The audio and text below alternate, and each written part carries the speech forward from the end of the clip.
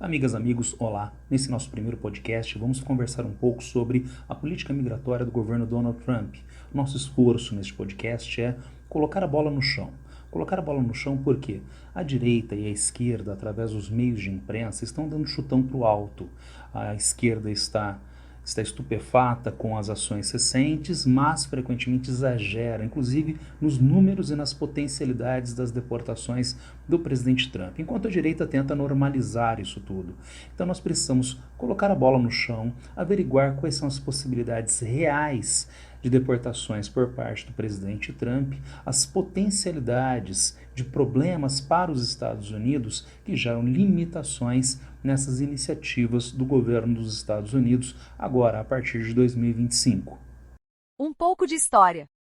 Vamos pegar os últimos governos dos Estados Unidos, a começar por Obama, de 2019 a 2017, 2 mandatos, 8 anos de governo, nos quais Obama deportou nada mais nada menos que 3 milhões de pessoas. Chegou a um recorde de deportações em um ano, em 2013, 432 mil pessoas. Logo após veio o republicano Donald Trump com a sua retórica antimigratória muito forte, mas ele teria atingido os valores de Obama? Não. A resposta é não. Entre 2017 e 2021, 1,2 milhões de pessoas foram deportadas, com um recorde no ano de 2017 para Trump de apenas 226 mil pessoas. Eu digo apenas frente aos 432 mil deportados de Obama. 226 mil pessoas é muita gente, mas bem menos do que no governo Obama. Logo depois vem Biden, de 2021 a 2025. E Biden assume o governo com uma retórica humanista. E isto leva, entre outros, à diminuição do número de deportados no começo da administração Biden. Mas a pressão da extrema-direita ao longo do tempo leva a um novo aumento desse número de deportados. Biden, inclusive, chega a ter um número total de deportados em 2024 superior ao de Trump em 2017, 330 mil pessoas, totalizando 700 mil pessoas deportadas ao longo dos seus 4 anos de governo. Não há, portanto, diferenças tão significativas em termos numéricos entre os dois governos democratas, Obama e Biden, frente ao governo Trump, né, em número de deportações. Como nós podemos então interpretar este governo Trump de 2017 e 2021 entre dois governos democratas e a sua retórica antimigratória? Quem ajuda a começar a elucidar este problema é o professor Roberto Moll, da Universidade Federal Fluminense. Vamos ver o que ele tem a nos dizer. O governo Trump instaurou uma política de tolerância zero, que não estabeleceu nenhum critério baseado na criminalidade. Inclusive, separou famílias de imigrantes sem documentação de permanência e aprisionou crianças. O governo Trump tentou acabar com o DACA, mas foi derrotado na Suprema Corte. Durante a pandemia de Covid-19, recorreu aos Códigos de Saúde Pública, conhecido como a Título 42, para deportar rapidamente imigrantes na fronteira, sem permitir que solicitassem asilo, alegando que a medida era necessária para conter a disseminação do vírus. O professor Moll cita a DACA e a Título 42. O que seria a DACA? Foi uma criação do governo Obama no ano de 2012. Trata-se da Ação Diferida para a Chegada na Infância. Era um programa no qual havia proteção para crianças e adolescentes que chegassem aos Estados Unidos sem documentação, permitindo que eles entrassem em programas de aprimoramento profissional com vistas a se evitar a deportação. Já a Título 42 é uma parte de uma legislação de 1944, de proteção à saúde, Lei de Serviço à Saúde Pública, que concedia às autoridades dos Estados Unidos, às autoridades de saúde, poderes emergenciais para prevenir propagação de doenças, inclusive a deportação de estrangeiros. Notem então que há uma iniciativa por parte do presidente Trump de fazer uma reversão da DACA, o que ele não conseguiu fazer por ação da Suprema Corte dos Estados Unidos, mas a Suprema Corte agora tem um viés ainda mais conservador do que na primeira administração Trump. E nós temos a utilização de todos os aparatos legais, como é o caso da Título 42, né, que foi criada originalmente para a questão de saúde, aspectos pandêmicos, epidêmicos, e que Trump vai instrumentalizar para evitar a chegada de estrangeiros ao território. Isto na sua primeira administração. E agora, nessa segunda administração, o que está acontecendo? Qual é a mudança que nós temos? Quem também ajuda a gente a entender isto é o coordenador do Laboratório de Análise Política Mundial, Rubens Duarte. Vamos ver o que Duarte tem a nos dizer. O Trump repete incessantemente alguns absurdos, como associar os imigrantes a crimes, a insanidades. A gente não pode esquecer que ele, mais de uma vez, disse que os países do Sul, principalmente os sul-americanos, estavam enviando presidiários e pessoas que estavam em manicômios para os Estados Unidos. Chegou a dizer que os níveis de violência em alguns países latinos caíram porque teriam enviado os criminosos daqueles países para os Estados Unidos. Operações Wetback e Braceiro. O presidente Trump citou recentemente o ex-presidente Eisenhower e a Operação Wetback. O que é esta Operação Wetback do presidente Eisenhower? Vejamos. As operações Wetback e Braceiro conviveram durante um tempo. A Braceiro é mais antiga, durou mais tempo que a Wetback. A Braceiro durou dos anos 1940 até 1964.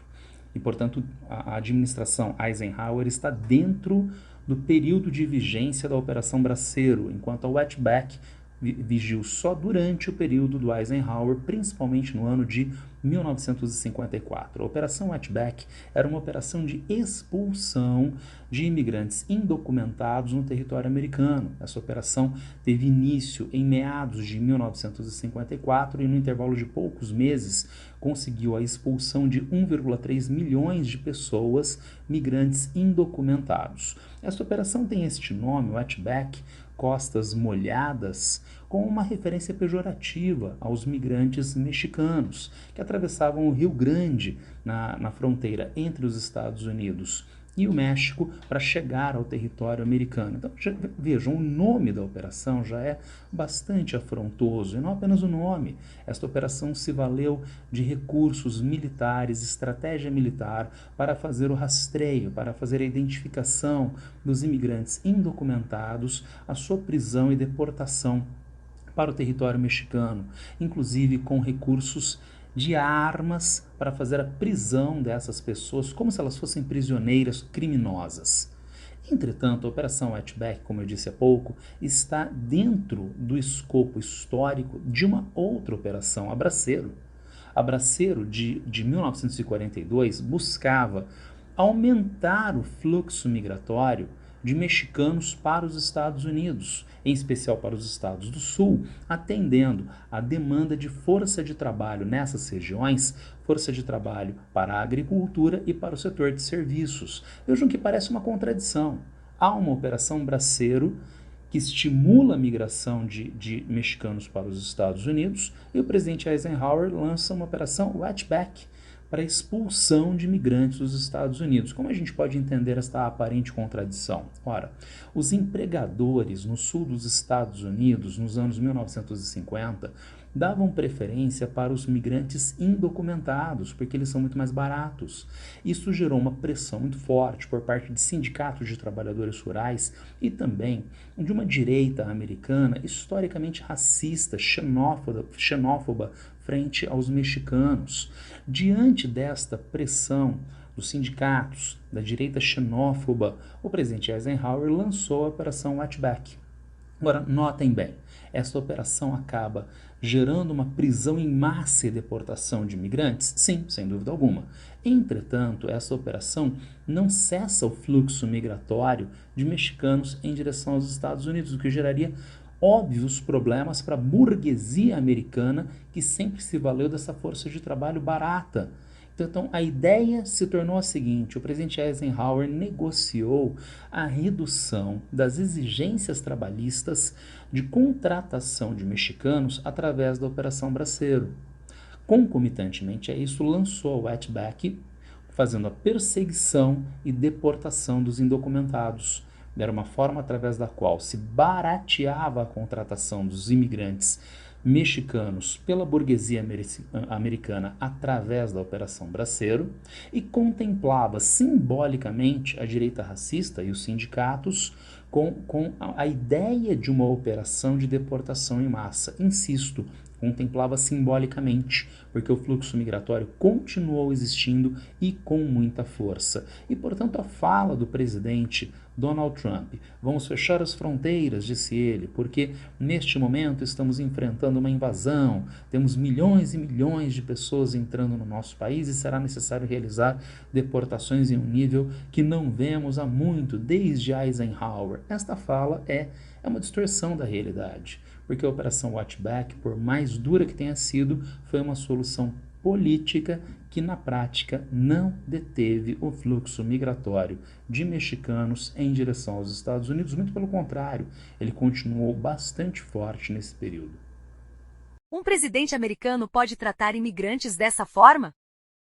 Do ponto de vista jurídico, o presidente americano pode sim tratar os imigrantes dessas formas exageradas, extremas, prisões com armas, prisões com algemas e deportações em massa. A Suprema Corte Americana valida isso. Quem ajuda a gente a entender a validação que a Suprema Corte Americana deu a essas posturas extremadas do Executivo dos Estados Unidos é a professora Kelly Little Hernandes, da Universidade da Califórnia. Vamos ver o que ela tem a nos dizer sobre isso. O regime de imigração nos Estados Unidos não opera sob as mesmas regras de outras formas de governo, mas sim com poder plenário. Uma série de decisões da Suprema Corte no final do século XIX para excluir imigrantes chineses do país determinou que tais imigrantes constituíam um risco à segurança nacional de um país branco. E por ser uma ameaça à segurança, autoridades federais receberam privilégios especiais. A professora Little Hernandes deve estar se referindo a um episódio da segunda metade do século XIX, um processo que foi parar na Suprema Corte dos Estados Unidos, Chai Champing versus Estados Unidos, um processo que foi para a Suprema Corte Americana. Para nós entendermos Chai Champing versus Estados Unidos, temos que voltar ainda um pouquinho mais no tempo, para 1868, quando os Estados Unidos e o Império Chinês firmaram o Tratado de Burlingame. Os Estados Unidos demandavam mais privilégios no leste da Ásia, região que era fortemente disputada com potências europeias e com o Império Russo. Os Estados Unidos, firmando este tratado, Burlingame, em 1868, viabilizou favores do governo chinês para os Estados Unidos e, em compensação, entre outras coisas, o governo americano liberou a entrada de fluxos migratórios chineses no seu território. Claro, consequentemente, o fluxo migratório chinês para os Estados Unidos aumentou muito significativamente. Isso foi muito importante no desenvolvimento histórico e econômico dos Estados Unidos. A primeira ferrovia transcontinental dos Estados Unidos foi construída em grande parte com este fluxo migratório de chineses, com esses imigrantes chineses, mas uma sociedade americana historicamente racista, xenófoba, começou a se incomodar com a grande quantidade de trabalhadores chineses. Isso levou a uma revisão do Tratado de Burlingame no ano de 1880. Trata-se da Convenção Angel, convenção que fez a possibilidade de restrições migratórias, abriu a possibilidade de restrições migratórias pelo governo americano para a imigração chinesa. Mas há um problema gravíssimo. Esta convenção tem um texto vago, tem um texto dúbio. Isto é um problema nas relações internacionais. Um tratado precisa ter palavras que são colocadas sob uma preocupação semântica, política e ideológica. A palavra tem que traduzir especificamente a demanda do legislador dos diferentes países no momento da celebração da convenção. Se não acontece isto, há margem para contestação, há margem para releituras das convenções. É o que virá a acontecer, veremos na sequência. Bom, nós temos Burlingame, de 1868, que liberou a entrada de chineses, Convenção Angel, de 1880, um tratado que dá margem para restrição migratória. A partir da Convenção Angel, vem a Lei de Exclusão Chinesa de 1882, na qual o governo dos Estados Unidos se reservou o direito de proibir a migração de chineses para o território americano por 10 anos. Não era completa essa proibição. Professores, trabalhadores de alta qualificação poderiam ser aceitos, mas mediante seletividade do governo americano. É agora que nós colocamos o nosso personagem principal nessa história, Chai Chang-ping. Ele era, em 1887, um trabalhador regularizado sob autorização do governo americano de estar em território dos Estados Unidos. Mas no ano de 1887, ele resolveu viajar para visitar a sua terra natal, a China, visitar os seus parentes, sendo, insisto, um trabalhador regularizado no território americano. Chai Chang-ping sai dos Estados Unidos no ano de 1887 e no ano seguinte, 1888, é aprovada a Lei Scott, através da qual o governo americano proíbe o retorno de chineses ao território americano. Não importa se o chinês tinha autorização para estar no território americano. Saiu, não volta mais mediante a Lei Scott. Quem estava fora dos Estados Unidos neste momento? Chai Chang-ping. Ele volta aos Estados Unidos neste mesmo ano da Lei Scott, 1888, mas mediante essa lei ele é preso no porto de São Francisco e não é autorizado a avançar pelo território americano. Mediante o Tratado de Burlingame, o Chai Chang-ping vai processar o governo americano solicitando a autorização de retorno.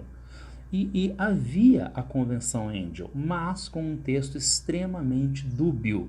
Qual foi a leitura que a Suprema Corte Americana fez neste processo, na sua decisão de 1889? Há uma dubiedade na Convenção Angel? Sim, mas o governo americano, diz a Suprema Corte, tem o direito de fazer a leitura que lhe convier acerca do tratado unilateralmente. É um tratado, dois países estão envolvidos, é um tratado. Isso se transforma em legislação doméstica nos Estados Unidos, mas a ideia da Suprema Corte é o governo americano pode reler o tratado unilateralmente de acordo com as suas demandas, no caso dos fluxos migratórios e suposta ameaça à segurança dos Estados Unidos. Com base nessa decisão de 1889 é que a professora Little Fernandes nos diz que, e com razão, o governo americano assume um papel ditatorial no que diz respeito à gestão da migração para os Estados Unidos. Vocês podem, entretanto, pensar, sim, mas isto pode mudar. Basta haver uma lei que explicitamente regularize esse fluxo migratório. Mas essa lei seria feita pelo Congresso americano, que hoje é de maioria republicana. E mais, será que os deputados republicanos e também democratas vão querer fazer uma lei de facilitação da entrada de imigrantes, sendo que a sociedade americana hoje, majoritariamente, é contrária a este fluxo migratório? Tem uma pesquisa de novembro de 2024 que trata da possibilidade do uso de violência contra imigrantes por parte do governo americano, por parte do estado do Texas e por parte de cidadãos americanos. Vejam vocês, quem se intitulava extremamente conservador nessa pesquisa, em 54% essas pessoas validavam a ideia de o governo americano poder usar a força contra imigrantes indocumentados. Se a gente for para a média dos entrevistados, este valor vai para 26%, vai para um quarto dos entrevistados. Insisto, não é só uma questão de ordem legal, é o uso da força contra os imigrantes. Um quarto dos entrevistados, em média, validou, mostrando que é muito difícil hoje uma reversão deste quadro de xenofobia legal contra os imigrantes. São 11 milhões de indocumentados. Dá para deportar toda essa gente? Isso é bom para os Estados Unidos? É muito caro fazer a deportação destes migrantes indocumentados. A gente tem 11 milhões de imigrantes indocumentados nos Estados Unidos na atualidade. E o jornal El País fez uma reportagem dimensionando os custos desta imigração, dessa deportação, né, imigração forçada desses imigrantes, dessas pessoas. Pensando em 11 milhões de imigrantes indocumentados e uma taxa de 1 milhão de imigrantes deportados por ano ao longo de 10 anos, isso geraria um custo de $1 bilhão para o Tesouro dos Estados Unidos. Sabemos que hoje o governo americano tem uma dívida soberana muito elevada, acima de 120% do PIB dos Estados Unidos.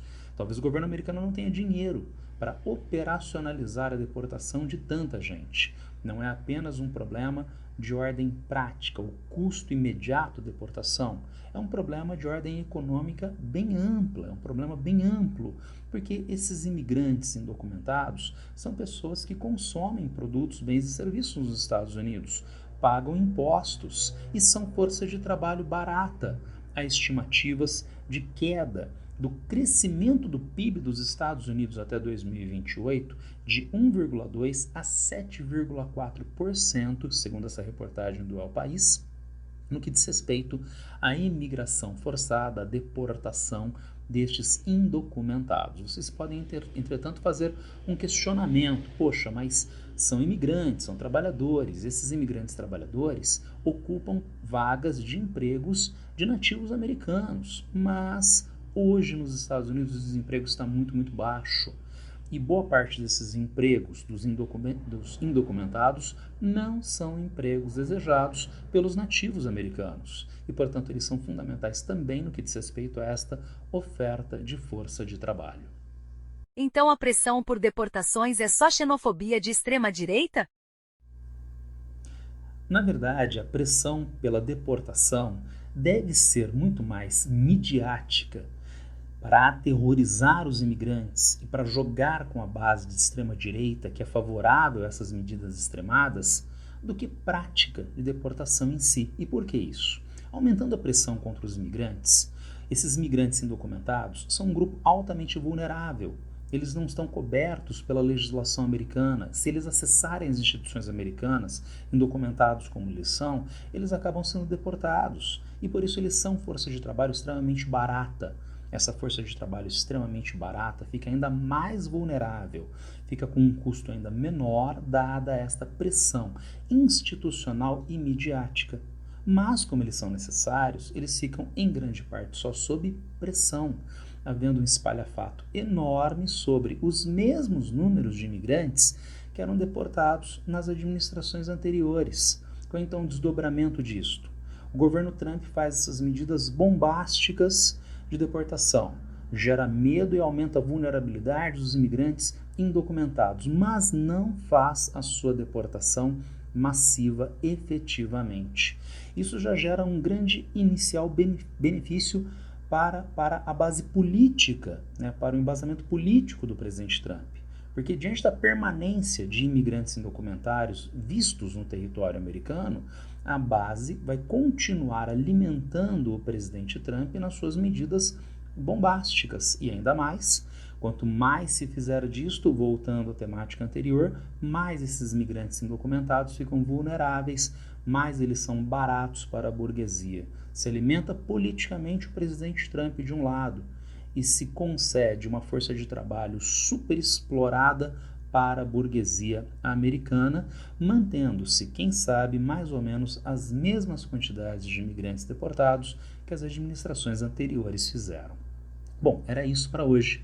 Nós trabalhamos alguns aspectos relacionados aos fluxos migratórios para os Estados Unidos, a política migratória do presidente Trump. Tentamos elucidar, com algum grau de especulação, é claro, os problemas migratórios na atualidade. Quem tiver alguma dúvida, alguma crítica acerca desse podcast, é só me encontrar a qualquer tempo nas redes sociais. Abraço para todas e todos e boa sorte.